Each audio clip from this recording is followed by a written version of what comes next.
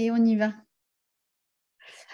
Alors, donc, on avait commencé le chapitre 1. On avait fait, donc, la semaine dernière, les 5 premiers versets.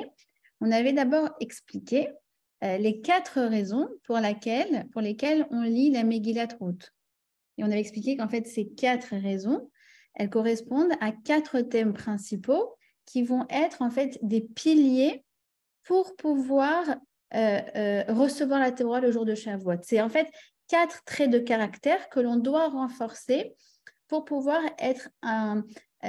pour pouvoir recevoir la Torah d'une manière entière, d'une manière pleine. D'accord? Ça veut dire que le 6 Sivan, Dieu va nous redonner la Torah, et ben, elle peut nous glisser dessus sans nous transformer.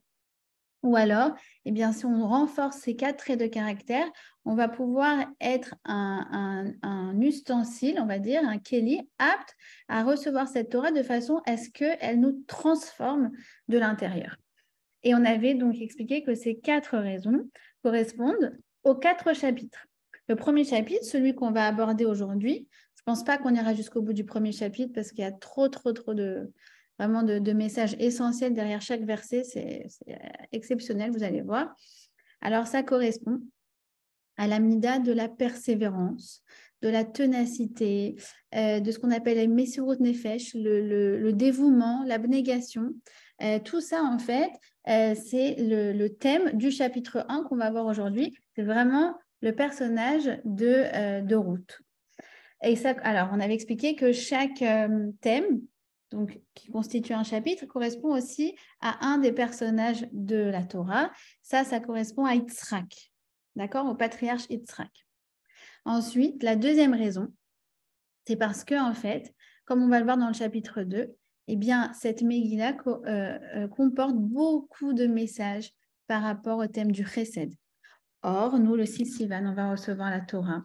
Et nos sages nous disent que la Torah, elle est Kula Chesed, elle est entièrement bonté. Vous vous rappelez, la semaine dernière, on a dit, elle commence par de la bonté, elle termine par de la bonté, comme pour nous dire que même tout le reste au milieu, eh ben, ça correspond au début et à la fin, ça correspond au thème de la bonté, au thème du Chesed. Et bien évidemment, vous savez bien que le Chesed, ça correspond au personnage de Abraham. D'accord? Donc, on a pour l'instant la Gvura, le Chesed, donc ça fait Yitzhak et ça fait Abraham. Ensuite, la troisième raison pour laquelle on lit la Megillat Ruth, c'est pour renforcer notre humilité. On va le voir dans le chapitre 3. Ruth, elle est capable de se soumettre, on va voir, aux ordres aux injonctions, on va dire, de sa belle-mère Naomi. Et ça, c'est quelque chose qui n'est pas du tout à la mode, parce que pour nous, de se soumettre à des ordres, eh bien, dans notre société occidentale, c'est quelque chose qui n'est pas vu, qui n'est pas bien vu du tout. Pour nous, dès qu'il y a un rapport d'autorité, alors ça veut dire qu'il y a oppression. D'accord? Non, nous, on sait qu'on a Naaseh Venishma, c'est-à-dire qu'on fera et on comprendra. Il y a des moments où on doit faire sans comprendre. Et tout ça, on va l'expliquer. Le Naaseh Venishma, ça va correspondre au chapitre 3, et c'est vraiment la quintessence, la condition préalable pour pouvoir recevoir la Torah, et ça, on va l'expliquer dans les prochains cours. Et donc, ça correspond à la mida de Yaakov. Donc, on a Yitzhak, Abraham et Yaakov. On a Gvura, Chesed et humilité et la Anava. D'accord? Et enfin, on a la quatrième raison. On avait expliqué que c'est pour justifier en fait la légitimité de l'origine de David Améler. David Améler, c'est l'anniversaire de son décès, le jour du 6 Sivan, d'accord? C'est aussi son anniversaire. Il est né le 6 Sivan, il est mort le 6 Sivan. Il a vécu 70 ans, 70 années pleines. Un jour, peut-être, on fera un cours sur David Améler et vous saurez pourquoi.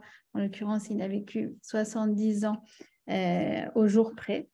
En tout cas, quoi qu'il en soit, eh bien, à l'époque de David Améler, certains de ses ennemis ont essayé de le faire tomber en remettant en question ses origines, puisqu'il descend de Ruth.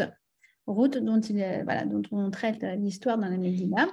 Et en fait, Certains vont dire que c'est une fausse conversion ou que même, on va expliquer tout ça, que même si elle était candidate à la conversion et qu'elle était sincère, de toute façon, vu qu'elle était une Moabite, et que les Moabites ne sont pas censés rentrer dans le clan d'Israël, sa conversion est douteuse. Et donc, que David Améler ne serait même pas apte à faire partie du Ham Israël. Or, vient la Megillat Ruth, il va nous expliquer que non seulement la conversion de Ruth est parfaitement valable, mais il s'agissait d'une grande tzadika, ce qu'on appelle une guerre tzedek, ça veut dire quelqu'un qui a rejoint le Ham Israël avec beaucoup, beaucoup, beaucoup de sincérité. Et en fait, tout Megillat Ruth est un hommage en fait à Ruth. D'accord? Alors, on avait expliqué également le contexte historique. Donc, c'est la période des Shoftim. La période des Shoftim, c'est entre le moment où nous sommes rentrés en Eretz Israël. Vous savez, après 40 ans d'errance dans le désert, on avait reçu la manne, on était tranquille. Et puis, on est rentré avec Yehoshua. On a dû faire les guerres de conquête. Il y avait 7 peuplades en terre de Canaan. Et donc, on a pu conquérir Eretz Israël. Et c'est avant l'avènement donc, des premiers rois. Ça veut dire le premier roi, c'était Shaoul. Bien, il y a eu une période de 400 ans qu'on appelle donc la période des Shoftim et qu'on avait bien détaillé la semaine dernière. Ce qui est important dans cette période des Shoftim, c'est que c'est une période de grand déclin. Alors, déclin déjà spirituel.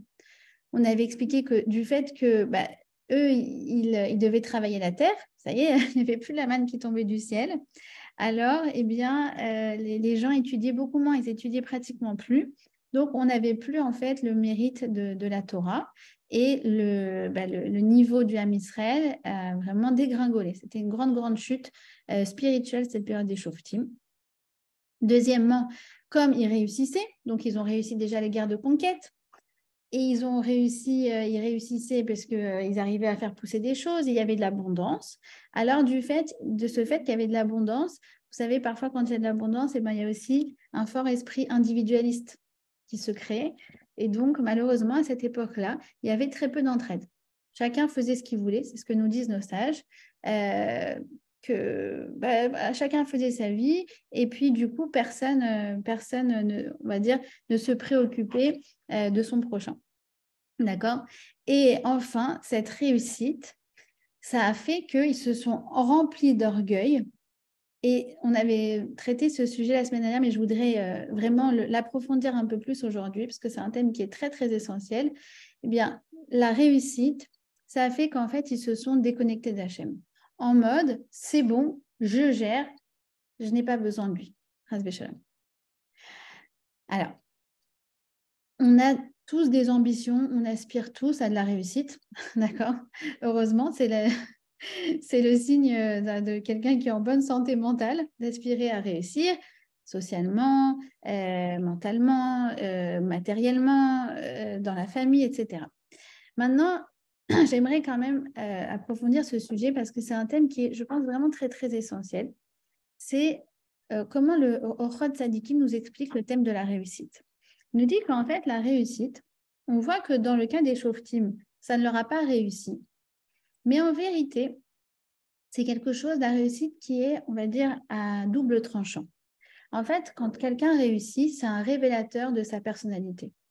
Il y a des gens qui réussissent, par exemple, qui réussissent dans les affaires et qui vont s'enorgueillir. Et d'autres, au contraire, qui vont se dire « Waouh, mais qu'est-ce que j'ai fait pour mériter autant de bracha ?» et du coup, qui vont être très redevables vis-à-vis d'Hachem. Et qui vont du coup développer une humilité, qui vont développer justement le souci, la compassion, le souci de l'autre, etc., etc. En vérité, c'est quoi? C'est que si quelqu'un croit que sa réussite vient de lui, il va s'enorgueillir. C'est moi qui gère, c'est moi qui réussis, c'est moi qui ai acheté, c'est moi qui ai vendu, c'est moi qui ai négocié, c'est moi qui a trouvé le terrain, c'est bon, d'accord? Vous voyez le style? C'est moi. Et il y en a qui disent, c'est Hachem. C'est pas qui comprennent que c'est Hachem, que la réussite, elle vient de lui.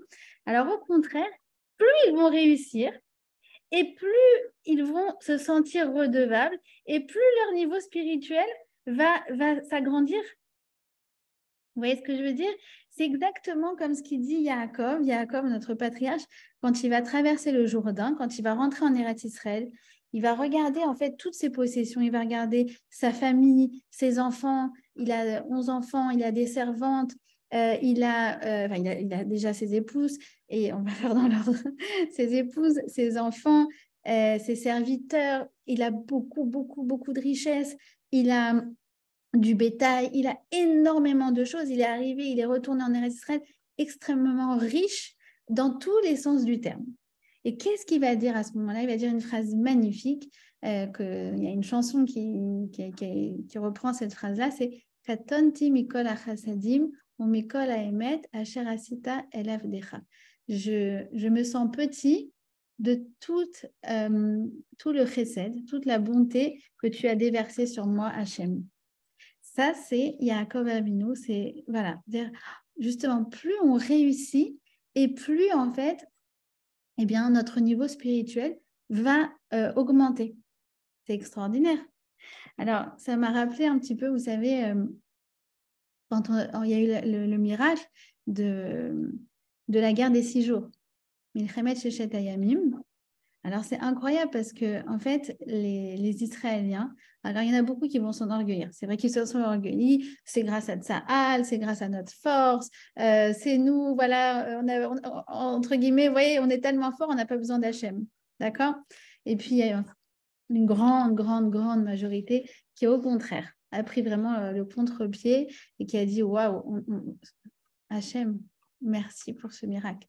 Et c'est là, tous les rabbinim le disent, tous les rabbinim disent que c'est après la guerre de 67 que le mouvement de Tchouva a commencé à émerger en Israël et puis a commencé à prendre de l'ampleur.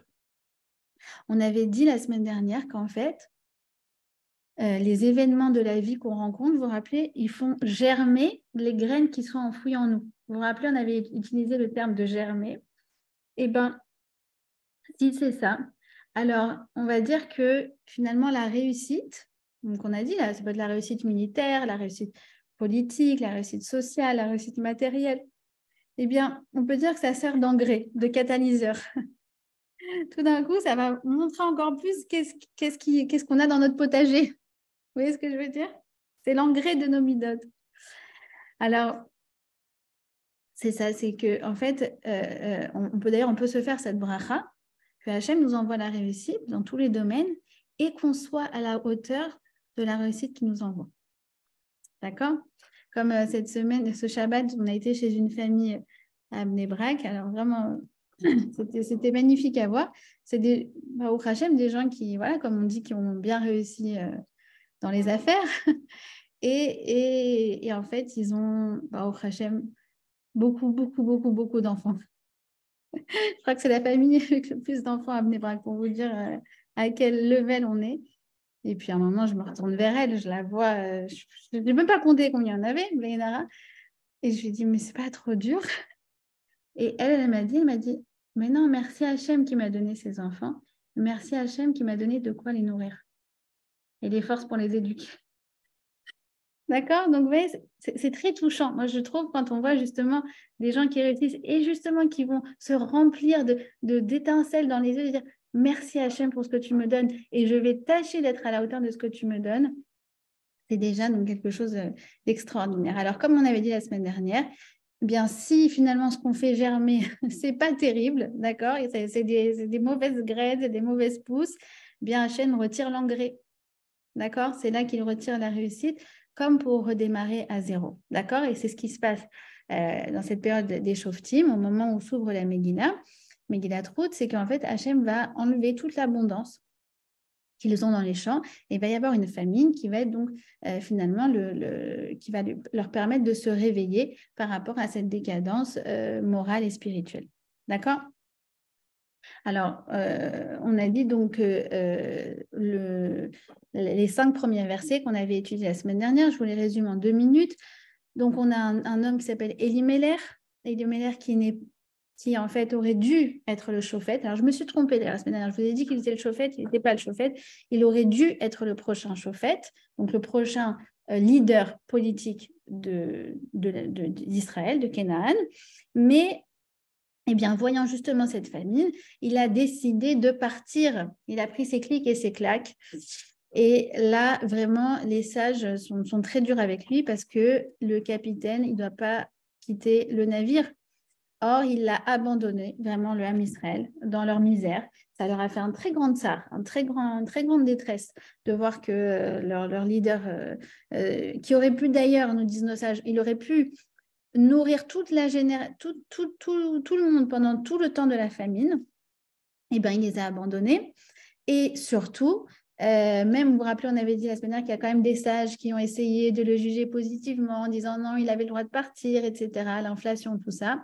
Eh bien, il y a une chose au moins que de manière unanime, tout le monde lui reproche, c'est de ne pas avoir prié pour le Ham Israël. Des fois, c'est vrai, on ne peut pas aider une personne, on n'a pas les ressources pour l'aider, mais il nous reste encore une chose, c'est de prier pour cette personne.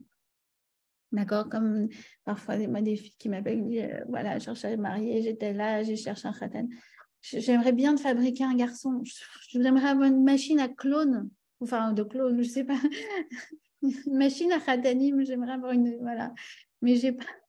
Alors je raccroche, donne-moi ton nom en hébreu, au moins que je prie pour toi. D'accord? Alors ça, il ne l'a pas fait. Et donc, Elimelech, on a dit, il ne s'est pas montré à la hauteur du rôle auquel il était destiné. Il est parti s'installer dans les terres de Moab, donc en fait en Jordanie actuelle, et il meurt. Entre-temps, ses fils qui s'étaient mariés donc avec les princesses de Moab, qui sont Ruth et Orpa, qui vont être les deux protagonistes du cours d'aujourd'hui, eh bien, les deux garçons meurent. Et donc, sa femme Naomi, la femme de Elimelech, se retrouve seule dans la déchéance la plus totale. Elle est veuve, elle a perdu ses garçons, elle n'a pas de descendance, elle est étrangère dans un pays qui n'est pas le sien et elle est absolument ruinée de A à Z. Et c'est sur ça qu'on s'était arrêté. On avait expliqué que le Midrash nous donnait vraiment l'ampleur de sa déchéance. Le Midrash nous dit qu'il ne reste absolument rien d'elle. Elle avait tout, elle avait la richesse, elle avait une famille, elle avait une belle réputation, elle avait la noblesse, elle faisait du chesed, on dit qu'elle avait un gomar, elle aidait les mariés. Et là, plus rien, plus rien, plus rien.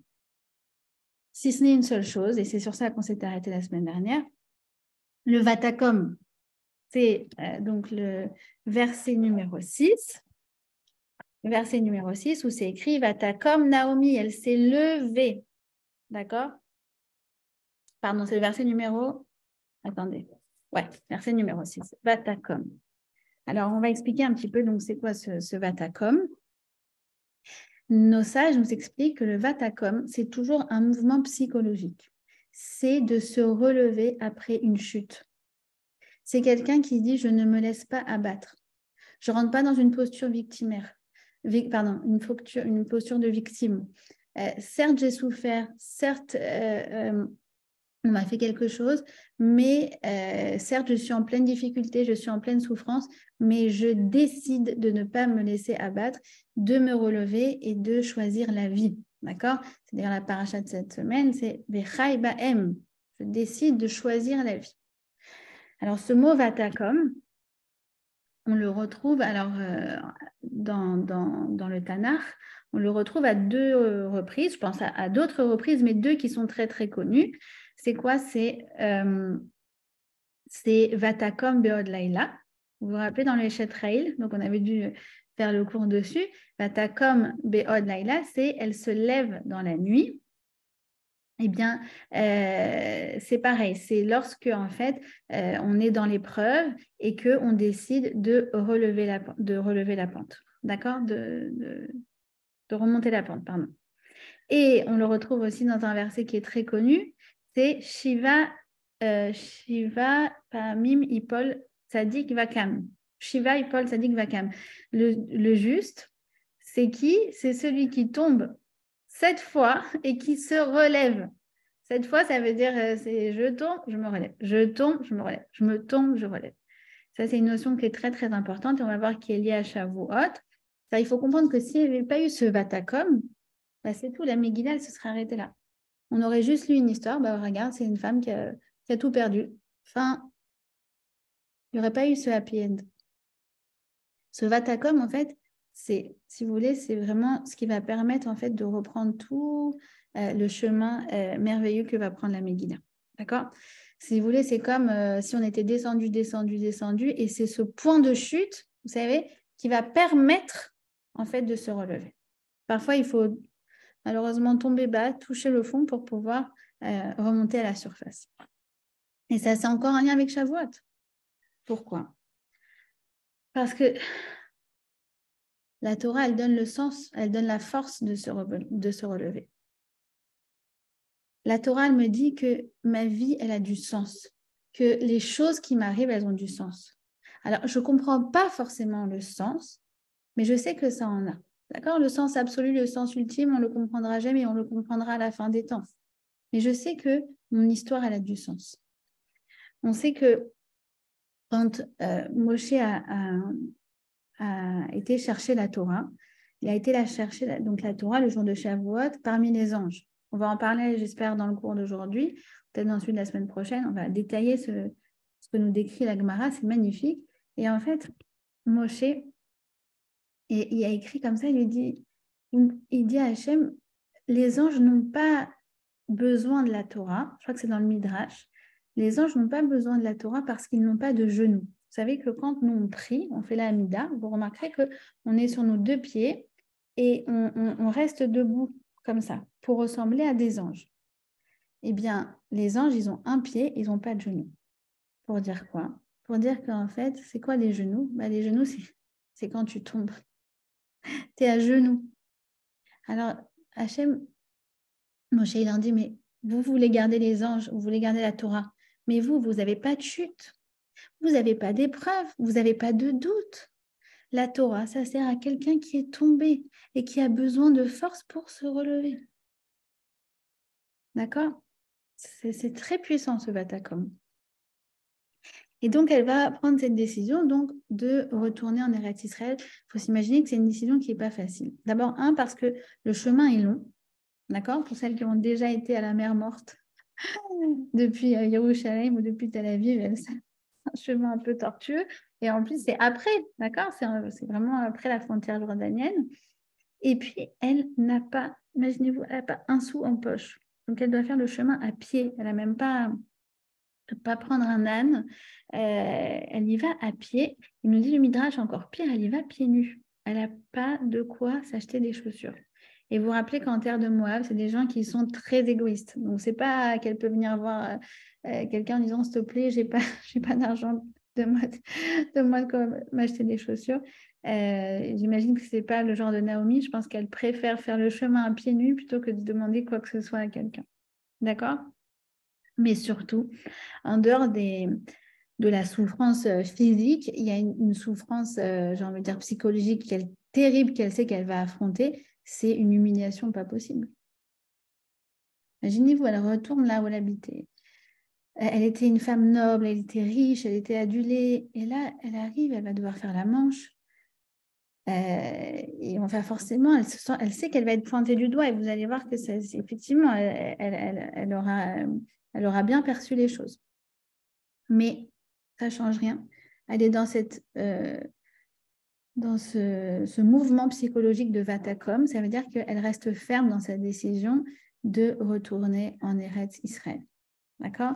Et on dit d'ailleurs, il y a une des explications de nos sages qui dit qu'elle s'est levée juste après la fin des Shivas de ses garçons. C'est ça en fait le Vatacom, c'est écrit dans Igeret Shmuel, parce que c'est qu'en fait, elle faisait les shivas de ses garçons. Et à la fin des shivas, Vatacom, elle s'est levée et elle a décidé de partir. Alors, elle a décidé de partir quand? Elle a décidé de partir dans la nuit. Pourquoi? Parce qu'en fait, elle était dans la maison, donc elle habitait avec ses belles-filles, d'accord? Donc, les deux femmes, les épouses de ses fils qui sont défunts. Et elle ne voulait pas qu'elle sache qu'elle s'en va. Parce qu'elle savait qu'elles avaient beaucoup d'affection pour elle. Et donc, elle s'est dit, je vais partir, on dit filiale anglaise. D'accord? Alors, je vous fais une petite blague parce que je l'ai entendu ce Shabbat dernier, j'étais morte de rire. Quelqu'un m'a dit, tu sais, c'est quoi filer à la tunisienne? Ça n'a rien à voir avec le cours, mais j'ai tellement rigolé. Je lui ai dit, c'est quoi filer à la tunisienne? Il m'a dit, filer à l'anglaise. c'est partir sans dire au revoir. Filer à la tunisienne, c'est dire au revoir sans partir. On dit au revoir, mon papa. Voilà. Bref, fin de la parenthèse. Elle est bonne, hein? Voilà. Donc, elle n'est pas partie à la Trop bonne. tunisienne. Elle est partie. Moi, je pensais que ça allait dire filer à la Tunisie, je vais faire trop de bruit autour. C'est bonne. Elle a fait une blague sur les Marocains, mais je ne veux pas la répéter pour vexer qui que ce soit. Non, non, on se vexe pas, oh là. Filer à la marocaine, c'était partir sans dire au revoir parce qu'on s'est fâché avec tout le monde. Ah, ça, c'est vrai. Ça, c'est vrai, je suis marocaine. Je t'accorde. Il y a Voilà. trop d'orgueil chez les Marocains, alors donc il y a toujours des disputes. On est venu Bon, sur Terre. allez, C'est voilà. non, Baruch Hashem. C'est Chacun. le bouquet de fleurs et de roses pour tout l'Arab Voilà, Israël. exactement, exactement. Baruch Hashem. En tout cas, je me suis beaucoup reconnue dans cette. Alors, partir à la polonaise. Et bien, essayer de trouver. Quelqu'un me demande. Moi qui suis tunisienne, je me suis beaucoup retrouvée dans les. Papoter, papoter. Fais comme ça pour un croche. Oui, oui, je t'embrasse. Oui, oui. Voilà. Bref, donc elle est partie à la finale anglaise. Et quand, eh ben, finalement, elles ont quand même entendu, elles ont entendu et elles se sont levées et elles ont dit, ne pars pas, on part avec toi. D'accord? Elles étaient très, très, très attachées à Naomi. Comme on a dit, Naomi, ça vient de Naïm, c'est agréable. C'est une personnalité très, très, très attachante. Et elles se sont beaucoup attachées à leur belle-mère, bien que, en fait, les deux étaient veuves. Mais elles avaient un amour très, très profond pour Naomi parce que, on va le voir après, elle va beaucoup jouer dans la décision de conversion de Ruth. C'était une femme qui vivait sa Torah de manière extrêmement positive, de manière extrêmement agréable, Naïm. D'accord? Alors, le verset numéro 7, donc elle dit qu'elle s'en va, et ce va-tetse, elle s'en va. Eh ben, peut-être ça doit vous rappeler quelque chose. Ça doit vous rappeler le Vayetse de Yaakov. Yaakov, quand il a quitté... pardon, il était où, Yaakov? Où est-ce qu'il a rencontré Lavan? Ah, aidez-moi. Il est parti où? À Padam Aran. Ouais, à Haran, merci beaucoup. Quand il est parti oui, de Haran, alors il a écrit Vayetse. Et là, il a écrit Vatetse. C'est la même chose. Il dit Rashi, pourquoi c'est écrit Vayetse ou Vatetse? C'est exactement la même chose. C'est quand un tzaddik, il s'en va d'une ville, eh bien, il dit Rashi, il est sa lumière, il est sa gloire, il est sa fierté. Et quand il s'en va, tout cela quitte la ville avec lui. Et d'ailleurs, nos Midrash nous dit que Moab, qui était une ville très, très, très dépravée, enfin un pays très dépravé, eh bien, en présence de Naomi, le niveau d'immoralité avait diminué sous son influence. C'est un peu comme quand il y a un bête rabat dans une ville. Alors, ça tire tout le monde vers le haut. Et ben, Naomi, à son échelle, ou aussi Yaakov à l'époque, eh bien, avait tiré un petit peu vers le haut. Une fois qu'elle est partie, la ville est revenue à son niveau de dépravation le plus total. D'accord? Alors, elle va leur dire, et donc elles vont dire, on vient avec toi. On vient avec toi. Et elle va leur dire, Shovna, retournez. Je crois que ce Shovna, elle va le prononcer 2 ou 3 fois, je ne sais plus, 3 fois, il me semble. Retournez, ne venez pas avec moi. Elle va les bénir, elle va leur dire que Hachem vous traite avec autant de considération que vous en avez envers moi, d'accord? Je vous dis, c'est une femme qui est très, très agréable. Elle a beaucoup de noblesse. Noblesse dans le sens, on dit en hébreu de la hatzilut, c'est une grandeur d'âme, voilà. Et elle est très sensible à déjà la souffrance de ses belles-filles, la considération envers lesquelles elle leur fait, la considération dont elles font preuve. Comme je vous ai dit, donc, Naomi, elle est très agréable dans sa manière de parler. Elle est très reconnaissante, comme on le voit. Elle a la bouche qui fait des brachot, alors qu'elle-même, on a dit qu'elle est en pleine souffrance, etc. etc. C'est vraiment la bonté incarnée. Et en fait, elle a de l'influence. Si je vous ai dit qu'elle a de l'influence sur les gens de sa ville, imaginez-vous l'influence qu'elle a eue sur ses belles-filles. Et donc, elles ont été tellement inspirées par elle que tout d'un coup, elles veulent non seulement la suivre, elles veulent... et surtout, imaginez-vous, c'est pas la suivre dans un vol et là, pour aller en Israël. Les deux, c'est la suivre à pied. D'accord? Et donc, en fait, cette Naomi, elle est extrêmement agréable et elle est extrêmement agréable avec ses proches. D'accord? Ça, c'est quelque chose ici qui a vraiment un lien avec Shavuot. C'est que la Torah, elle nous enjoint à, comment dire, travailler nos midotes, à travailler notre caractère déjà dans l'intimité du foyer, dans l'intimité de la maison, de la famille. C'est pas pour rien que cette Megillat Ruth, qui est tellement essentielle, elle parle d'un rapport belle-mère-belle-fille. C'est intéressant de voir ça. On pourrait s'imaginer que c'est une problématique, que les gens se sont inventés, etc. Non, non, c'est le cœur de ce qu'on lit le jour de la Torah.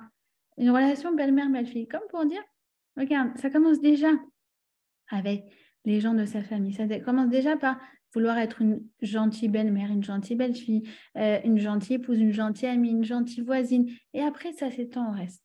D'accord?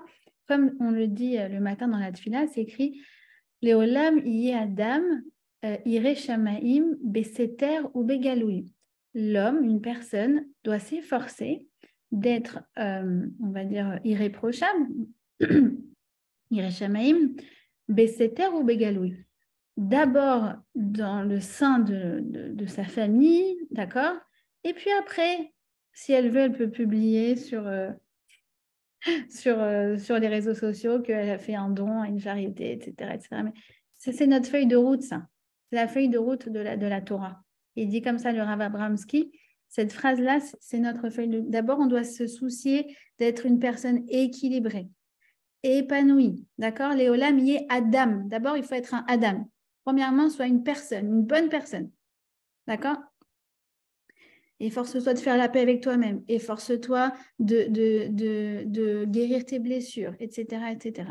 Ensuite, on a la Hirat Shamaim. La Hirat Shamaim, c'est de perfectionner son caractère. Mais ça, c'est que si déjà tu as commencé à accepter ton caractère. Hein? Comme vous avez dit, Dodi, chacun, voilà, chacun vient avec ses enjeux. Ensuite, donc ça, c'est la Hirat Shamaim, dans l'intimité. Et après, dans le public, t'inquiète pas que si tu t'es soucié dans l'intimité, ça finira par se savoir. D'accord? Ça ne doit pas être notre préoccupation. D'accord? Malheureusement, parfois, on prend la feuille de route à l'envers. On veut être connu pour notre érudition, pour notre truc, et on inverse tout. D'accord? Il faut d'abord, comme j'ai dit dans le cours sur Kedoshim, il faut être sain, santé, avant d'être sain avec un T. D'accord? Sain d'esprit, voilà, bien. Sans avoir des relations saines, assainir ces relations avec nos proches. Et après, on parle de Gdoucha, on parle de tout le reste. D'accord? Évidemment, ça va ensemble. Vous voyez ce que je veux dire? Mais c'est ça, en fait, l'ordre de priorité qui doit être dans notre tête. D'accord? Je ne dis pas qu'il faut attendre d'avoir une relation parfaite avec sa belle-mère avant de faire Shabbat. Vous avez bien compris? OK? C'est juste que mentalement, en fait, si vous voulez, c'est un peu comme des cercles concentriques sur lesquels, en fait, on doit mettre notre priorité avant tout. D'accord? Voilà. Alors, ensuite, on va avoir donc les versets numéros 9, 10 et 11 où elle va encore les bénir. Elle va leur dire... D'ailleurs, elle va leur bénir de trouver un mari. D'accord? Ce qui est une bracha qui ne va pas de soi. Je pense en l'occurrence, malheureusement, à deux personnes que je connais qui, malheureusement, ont perdu un fils qui était marié. Le remariage de leur belle-fille a été vécu... c'était dur. C'est une forme de trahison, en fait. Alors, et pourtant, c'est des femmes extraordinaires, vraiment. Mais c'est difficile à accepter. Alors, quand j'ai vu ça, je me suis dit, waouh, ça montre encore la grandeur de Naomi, elle leur souhaite de reconstruire leur vie, en fait. D'accord? Et elle va leur dire Shovna, c'est la 3e fois, avec beaucoup d'affection, hein, elle leur dit ça avec beaucoup, beaucoup d'affection. Shovna, c'est la 3e fois qu'elle dit à ses belles-filles de rentrer chez elle. Et c'est de là qu'on apprend une fameuse loi que vous devez peut-être connaître, que lorsqu'un candidat se présente à la conversion, un non-juif, on doit essayer de le dissuader à 3 reprises. D'accord? On apprend ça, en fait, de Naomi. Pourquoi? Parce qu'en fait, déjà la conversion, c'est un chemin qui est laborieux, qui demande beaucoup de persévérance, comme on va le voir avec Ruth. Et donc, il faut déjà l'avertir de cette chose-là, lui dire que c'est difficile. Mais surtout, c'est un processus qui est irréversible. Enfin, quoi qu'on est juif, c'est jusqu'à 120 ans et même après. Donc, on va être sûr que son désir de conversion est sincère. D'accord? C'est pour l'aider qu'on fait ça, parce que sinon, ça peut avoir des conséquences désastreuses pour cette personne. D'accord? En général, on dit, écoute, toi, tu es un ben noir, tu as 7 mitzvot, renforce-toi déjà dans ces 7 mitzvot-là, et tu peux être un goy sadique. Regarde, c'est beaucoup plus facile que d'avoir 613 mitzvot. D'accord? Alors, donc elle va essayer de les dissuader. Et donc, dans le verset numéro 13, elle va encore leur faire des brachot, comme je vous dis, malgré sa souffrance, elle va rester sensible à la souffrance de ses belles-filles.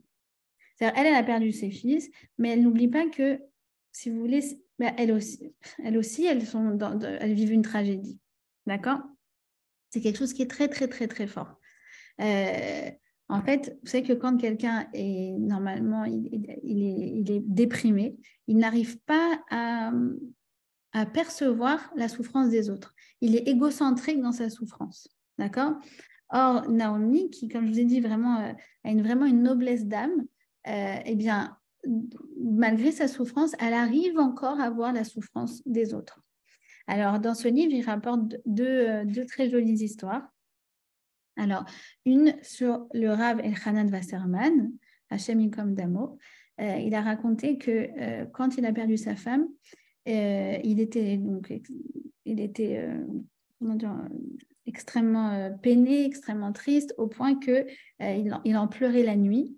Mais il raconte les Talmidim qu'à la yeshiva, il faisait en sorte de ne pas pleurer trop fort pour ne pas réveiller les Talmidim et la famille chez lui, pour ne pas que eux-mêmes aussi soient attristés par la souffrance de Rav Wasserman.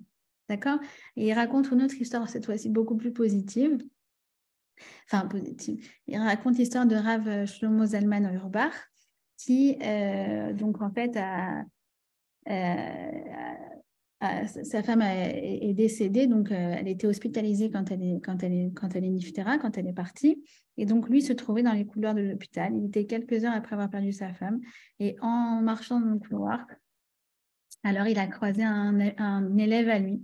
Et l'élève lui dit « Oh, Rav, je suis trop contente de vous voir. Vous ne savez pas ce qui m'est arrivé. Baruch Hashem, ma femme, elle a eu un bébé. » Et là, le Rav, il s'est mis à sourire. Mazal Tov, il a pris la main comme ça. Ils font les rabbinim. Et il a dit Baruch Hashem, je partage ta joie. Et voilà, quelques heures après, en fait, le Talmud, l'élève en question, il s'est rendu compte, entre guillemets, de la gaffe qu'il a faite. Mais non, Rav a réussi vraiment à partager sa joie alors qu'il était lui-même dans la peine. C'est une sensibilité exceptionnelle qu'on retrouve vraiment chez les tzadikim et que nous aussi, on peut essayer d'aspirer à ça. Alors là, on va avoir le verset 14. Alors, le verset 14, c'est un verset qui est clé dans toute la Megillah et par rapport au message de Shavuot. Et on va essayer de l'étudier ensemble. C'est écrit comme ça, donc. Elles ont pleuré. Et elles ont pleuré encore. D'accord? Elles ont pleuré 2 fois. Vatishak Orpa Lechamato. Vatishak, pardon. Orpa Lechamato. Donc, sa première belle-fille qui s'appelle Orpa, qui est la sœur de Ruth. Elle l'a embrassée. Ça veut dire, en fait, elle lui a dit au revoir. D'accord? Sous-entendu. Verut Davka Ba. Et Ruth, elle s'est collée à elle. Davka, c'est comme de la colle, d'ailleurs. Elle s'est vraiment... comment ils ont traduit elle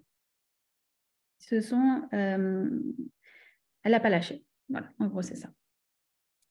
Et là, en fait, on va avoir en fait, quelque chose qui est essentiel par rapport au message du jour de Matan Torah, le jour de Shavuot. En fait, on a là un contraste entre 2 sœurs. Un contraste qui a fait couler beaucoup d'encre dans tous les commentaires de nos sages. On va essayer de voir, peut-être, j'espère aujourd'hui ici, sous cette explication sur ce contraste qui s'est joué. C'est qu'en fait, il faut savoir que Ruth et Orpa, qui étaient 2 sœurs, qui étaient donc princesses de Moab, étaient similaires en tout point. Elles avaient le même caractère, la même origine, la même famille, le même conditionnement. Elles s'étaient mariées avec 2 frères. Vraiment, Ruth et Orpa, de l'extérieur, tu pouvais voir aucune différence. Ce jour-là, leur chemin se sépare. Ce n'est pas seulement qu'ils se séparent, c'est qu'en fait, leur chemin va prendre une tournure diamétralement opposée. Il y en a une qui va décider de se convertir, qui va aller au bout d'ailleurs du chemin, elle va aller accompagner sa belle-mère, elle ne va pas la lâcher jusqu'en Eretz Israël, elle va faire son alia, d'accord? Et elle va se convertir. Elle va habiter en Eretz Israël, et puis après, elle va se marier et on va le voir à la fin de la Megillah. Donc, elle va fonder la dynastie de David Amelech et du Mashiach. Orpa, ce jour-là, à l'inverse, elle va très mal tourner. Elle va retourner en terre de Moab. Mais ce n'est pas seulement ça. C'est que le Midrash nous dit qu'elle va se retrouver dans une orgie. Je vous ai parlé des détails, mais dans l'histoire, il y a 100 hommes et même un chien. Voilà. Pour vous dire à quel point elles ont pris des... Quelle horreur. Ouais. La vérité, je l'ai entendu Je l'ai lu, mais je me suis dit, j'ai du mal lire et de toute façon, ça ne se dit pas, mais je l'ai entendu de Ravuzan. Alors, j'ai dit, bon, si, il a dit, alors... Oh là là. Elle a vraiment chuté, hein. Oula. Alors, comment on peut comprendre 2 réactions totalement opposées, alors qu'elles ont le même background, la même famille, la même éducation? Et ça va être en fait dans ce verset-là, on a une quintessence du message de Shavuot, c'est qu'en fait, le jour de Shavuot, on est à un carrefour. On peut choisir d'être une Ruth et d'être une Orpa. Orpa, elle avait exactement le même potentiel que Ruth, mais elle a pris un chemin qui a mené à sa perte. D'accord? Vous allez me dire, oui, mais ça, c'est pas que à Shavuot, c'est chaque jour qu'on doit prendre des décisions, ça peut avoir un impact sur la vie spirituelle, etc.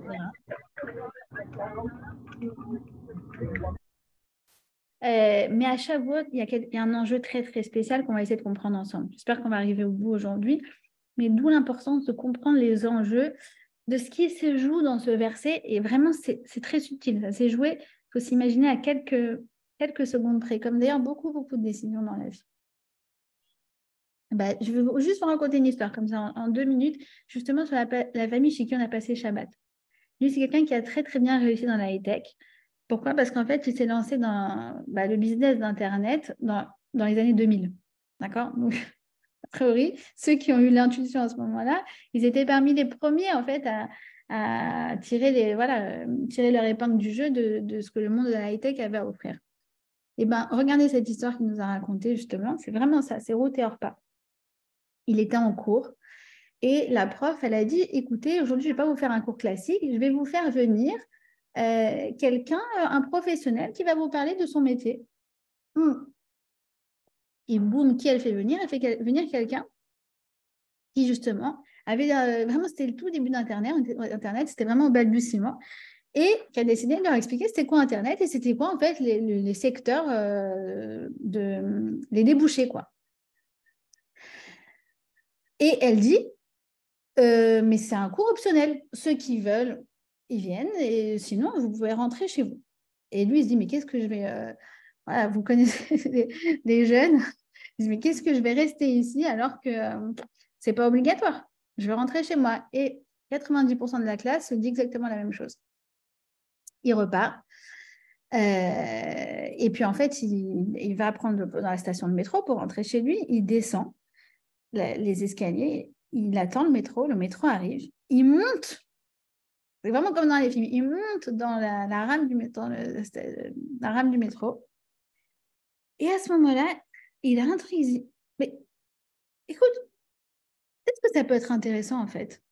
Qu'est-ce que je vais faire chez moi? Je vais regarder la télé, je vais regarder encore un truc débile. Écoute, jamais entendu parler de ce truc Internet. Et là, en une seconde, alors que les portes, elles se refermaient, il a poussé les portes.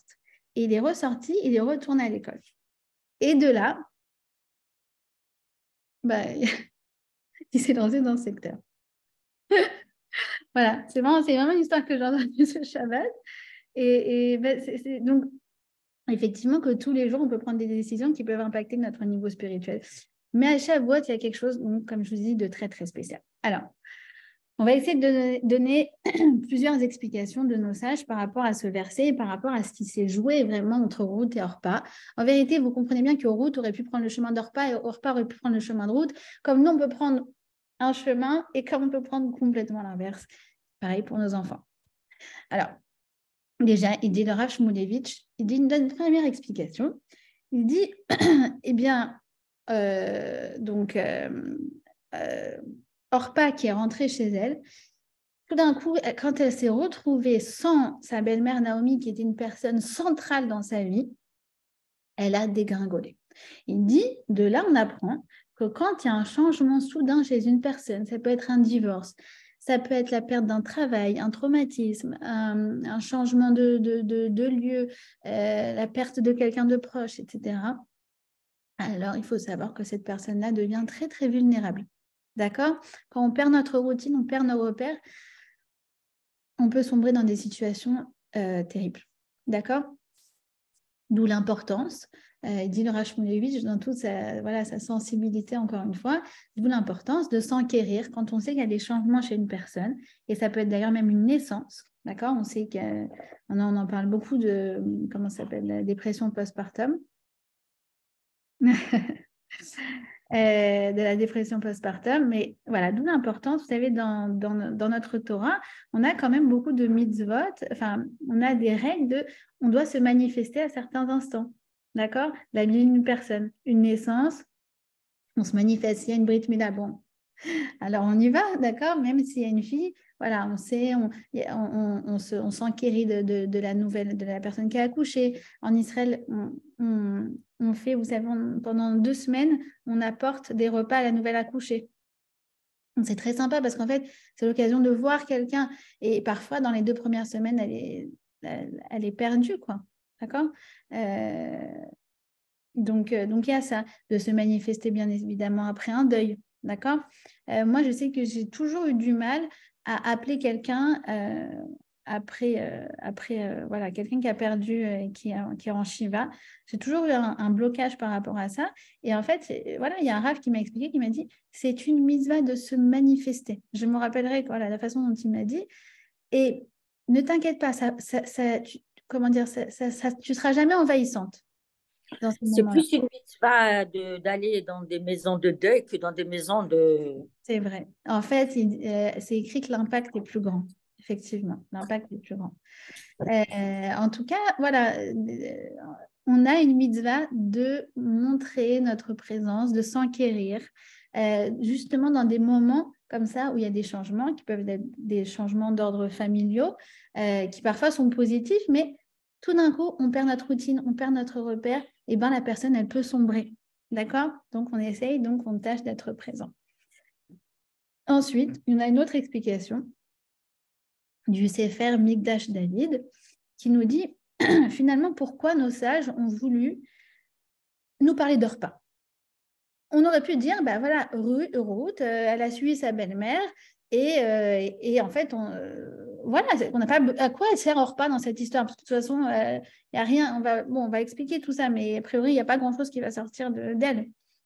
Justement pour encore faire l'éloge de Ruth, pour montrer, pour nous donner un aperçu de sa grandeur. En fait, Orpa, elle réagit un peu comme j'ai envie de dire, comme tout le monde. En gros, sa belle-mère, elle lui dit, regarde, ma chérie, tu es une princesse. Retourne dans ton palais. Tu vas retourner, tu as tes parents, tu connais la langue. Tu es une princesse, tu n'as pas besoin de travailler, tu es au top, tu as des servantes. Qu'est-ce que tu veux? Tu préfères la vie de princesse ou tu veux aller dans une vie avec où tu connaîtras personne, tu es incognito, ce qui t'attend, c'est la pauvreté. Tu préfères quoi en fait? Évidemment que si on suit les chantiers naturels voilà, mais tout de suite, en fait, on aurait fait comme Orpa, mais je rentre chez moi. Qu'est-ce que je vais me galérer en Israël, dans une terre que je ne connais pas, où ils ne savent même pas que la famine elle est terminée là-bas. C'est la déflation, c'est la crise économique. Et moi, je suis une princesse. Orpa, il nous dit ça, le Mishkan. Le Sefer Mikdash David, et j'aime beaucoup son explication. Il dit, Orpa, en fait, elle fait ce qui est normal de faire. Quand tu fais du naturel, tu fais ce qu'elle fait Orpa. Ruth, elle fait du surnaturel. D'accord? C'est encore une fois pour nous montrer la grandeur de Ruth et ce qu'on est capable de faire. Et encore une fois, c'est la Torah qui nous donne les outils pour faire ce genre de choix. D'accord? Il y a des moments, et ça, c'est des choix de toute la vie. Quelqu'un m'a contrarié, qu'est-ce que je fais? Je hurle dessus ou j'arrive à me retenir? Bah, si tu suis les chantiers naturels, tu lui hurles dessus. Mais à quoi ça va mener en fait? Mais tu es capable de faire du surnaturel. Tu es capable d'être en route dans ton quotidien. D'accord? J'ai embouti la voiture du voisin.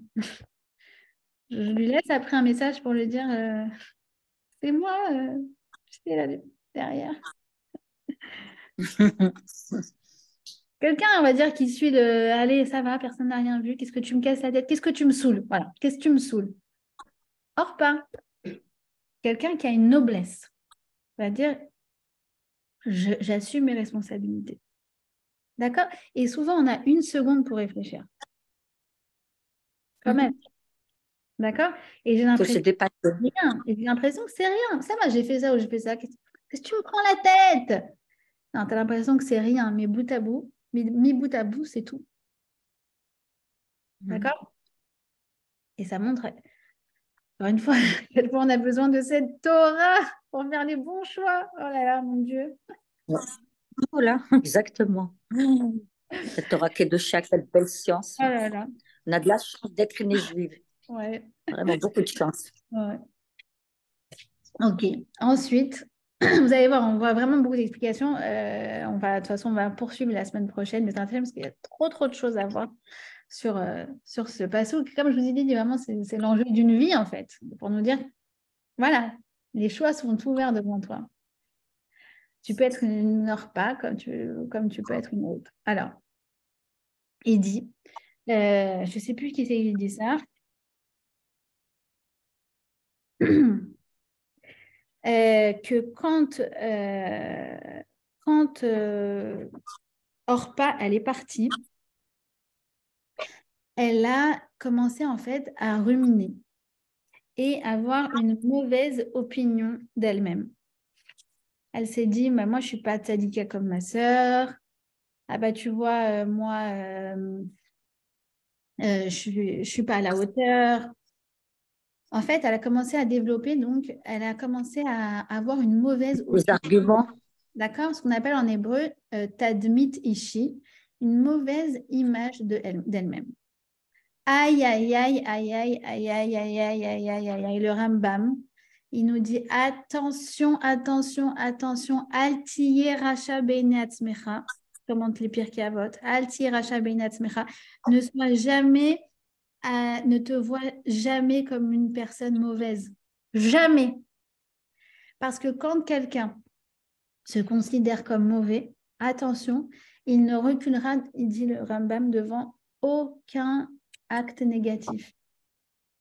Tu ne dois jamais accepter ce discours du Yetzer Hara qui te dit tu es nul, tu ne vaux rien. Parce que si tu te considères comme quelqu'un de mauvais, attention, c'est la porte ouverte à tous les pires comportements. D'accord? Tu as dit du Lachon Hara. Ben oui. Tu as dit du Lachon Hara. Ok, c'est pas bien. Mais ça y est, maintenant tu peux stopper. Et pour chaque instant où tu t'es retenu, tu développes des mérites incommensurables et tu travailles tes midotes. Il dit le Chafetz Chaim, quelqu'un qui s'est engagé dans une conversation où malheureusement elle a commencé à parler avec la voisine du 5e de la voisine du 3e, d'accord? Et ça, voilà, c'est pas forcément bien. Et elle se rend compte et elle se dit, bon, bah, maintenant que je suis engagée, je ne veux pas m'arrêter maintenant. Il dit, c'est exactement comme un marchand qui est au marché, il a son stand avec des pommes. Et là, il y a un voleur qui arrive et qui commence à lui prendre une pomme, 2 pommes, 3 pommes, 4 pommes. Il dit, mais il fait quoi le marchand? Il dit, arrête! Et puis, il prend un maximum de pommes et puis il essaye de sauver la marchandise qu'il peut. Il dit, c'est pareil. Essaye de sauver ta marchandise. C'est pas parce que on t'a volé des pommes que ça y est, tu dis, bah ça y est, prends-moi toute ma marchandise.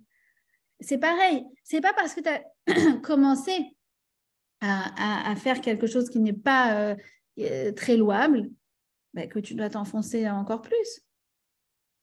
Non, mais On a comme ça de personnes qui se sont arrêtées en pleine chute. Je pense à qui, par exemple?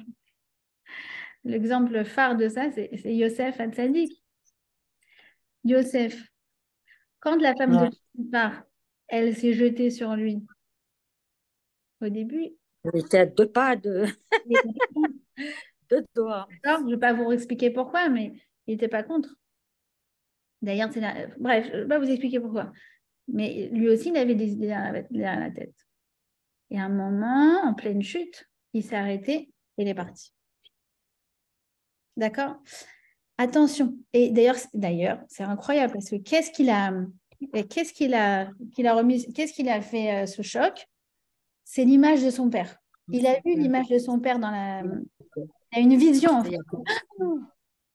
Papa, il me considère comme un sadique, je ne peux pas faire ça.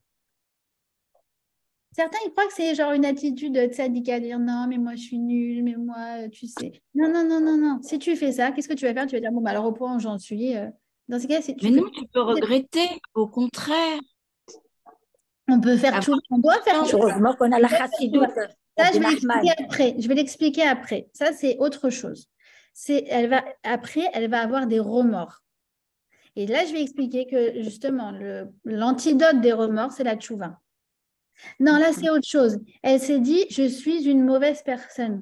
Et d'ailleurs, c'est intéressant que ça se passe entre des sœurs, parce que vous remarquerez, très souvent dans une fratrie, on prend l'anti-rôle du frère. Donc, tu as le frère qui est là, qui est mignon, qui est sadique, lui, il fait bien cette fille-là et tout. Qu'est-ce que tu vas avoir direct après? C'est lui qui fait, ouais, bah, moi, je ne suis pas comme l'autre. C'est intéressant. Enfin, on veut prendre le contre-pied. Mais ce n'est pas la même chose. Hein, je n'ai pas entendu. Non, mais ce n'est pas tout à fait la même chose. Mais quand on prend conscience de ce qu'on a fait de mal, c'est bien, parce que comme ça, au moins après, on peut s'arrêter. Oui, ça, c'est la tchouva. On peut ne pas recommencer si on arrive. Ça, c'est la tchouva et j'espère que je vais en parler aujourd'hui, d'accord?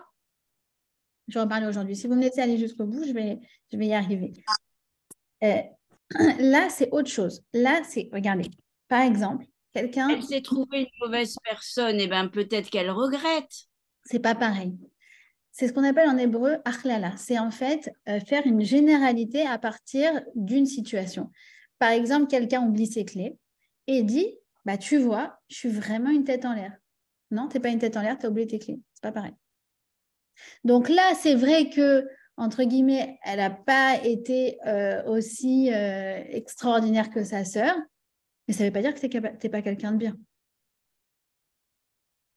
D'accord? C'est autre chose. Donc la tchouva, on doit la faire sur l'acte en soi. OK? Mais là, le problème, c'est quoi? C'est qu'elle, elle s'est enfoncée avec la faute. Vous voyez ce que je veux dire? C'est comme si quelqu'un qui dit par exemple, un tablier de cuisine. Un tablier de cuisine, on s'en fiche qu'il se tâche, c'est fait pour ça. Si toi, tu considères ton habit comme un tablier de cuisine, tu ne vas jamais enlever tes tâches. De toute façon, je suis comme ça, de toute façon, je suis sale. Donc, une tâche de plus, une tâche de moins, qu'est-ce que ça change? Si tu as une bonne estime de toi, ta robe, elle est belle, alors là, tu vas vouloir enlever les tâches. Elles vont te déranger. Et ça, c'est la tchouva. C'est pareil avec l'image personnelle. L'image personnelle, c'est le préambule à toute forme de tchouva saine et positive. D'accord? Donc, il faut toujours, toujours, toujours, quoi qu'il en soit, savoir qu'on est vulnérable. Savoir que Shiva, Tzadik, Ipol, Vakam, que 7 fois on tombe et c'est pas grave, on se relève. Donc, on a dit du Lachonara, ok, on fait tchouva. On a mangé dans un truc, c'était un peu douteux la cache-route. C'est pas grave, on fait tchouva. À Shabbat, on a fait un truc, on sait que c'est pas terrible de le faire à Shabbat. C'est pas grave, on fait tchouva. Mais le préambule de tout ça, c'est de vouloir, en fait, être une bonne personne. Mais si déjà, toi, tu as décidé d'avoir une mauvaise opinion de toi-même, déjà, on n'a même pas le moteur pour pouvoir se relever. Ce fameux Vatacom dont on a parlé. D'accord? Le Tadmit. Vous avez envie de faire... Je vais faire le cours ce soir sur ça. C'est trop important. C'est le moteur de tous nos schémas comportementaux. Oui, bien sûr, c'est la descente dans l'enfer quand on... Complètement. Non, mais c'est pas facile aussi de dire, de faire la faute, de dire, bon, on fait tchouva, on recommence. Je trouve que c'est plus, je sais pas, c'est plus prendre conscience de penser que ben, ça va pas du tout et après, on a encore plus envie de mieux faire ou de se voir meilleur. Alors, qui c'est qui parle? Par exemple, si on a l'exemple, pour l'exemple du tablier, ben, peut-être qu'un jour, on en a marre d'être une personne sale. Et justement, on veut faire attention. C'est en prenant conscience. On n'en a pas marre d'être une personne sale. On en a marre d'avoir des taches dans notre tablier. C'est ça qui est très important. Moi, ça peut être les deux. Maintenant, ce qui me définit, c'est d'être une bonne personne. Hachem, il a mis en moi une neshama. C'est ça, c'est ma profonde nature. C'est très, très, très, très important. Et à partir de là, ça, c'est ma base de travail. Et à partir de là, je constate mes fautes. Et donc, quand je vois du noir sur du blanc, effectivement, j'ai envie de l'enlever. Mais si je me considère déjà toute noire, alors qu'est-ce que tu... Bien, on va noircir encore plus le tableau. D'accord? Alors, ça, c'est le préambule. Pourquoi? Parce que du coup, elle n'a pas pu faire tchouva. Parce que ce qui permet de faire tchouva, c'est d'avoir une bonne opinion de soi. De dire, ça ne me correspond pas. Certes, j'ai fauté, mais ça... Ah ouais. Coucou, on l'a perdu. Ça y est, on te retrouve. De retour. Alors, vous voyez, bon, de toute façon, je viens de voir l'heure. Vous avez compris. C'est quand je disais quoi? De dire Ouais, que ça y est, pour les justement, tâches. j'ai fait une faute, mais ça ne me zélomatimli, ça ne me correspond pas. Si moi, J'ai un réveil de conscience, quoi. plus j'ai conscience que je suis quelqu'un de bien, plus Ouais. les mauvais comportements que je vais avoir vont me déranger et je vais avoir envie d'échanger. C'est ce qu'on appelle un processus fin de tchouva. D'accord? Et c'est la différence entre une culpabilité ponctuelle sur un acte où je me dis, aïe, je regrette. D'accord? Je regrette et j'aimerais faire mieux à l'avenir. Et une sorte de culpabilité diffuse qui inclut toute ma personne, qui, elle, attention, me tire vers le bas. Et là où j'ai tellement de remords, tellement de désespoir, en fait. C'est le désespoir que du coup, je suis tombée dans la boue. D'accord? J'ai une question. J'avais entendu dire que Orpa était l'ascendante de Goliath. Oui, on va expliquer tout ça la semaine prochaine. Ah, vous savez bien, vous m'avez fait un teaser. Non, je voulais savoir si ma mémoire était bonne, si Oui. Là, c'est l'aïeul de Goliath. Et David, qui est le descendant de Ruth, vous avez compris. David. Et ben, quelques générations après, David et Goliath vont se retrouver pour faire le tikkun de Ruth et Orpa. Bon, c'est le cours de la semaine prochaine.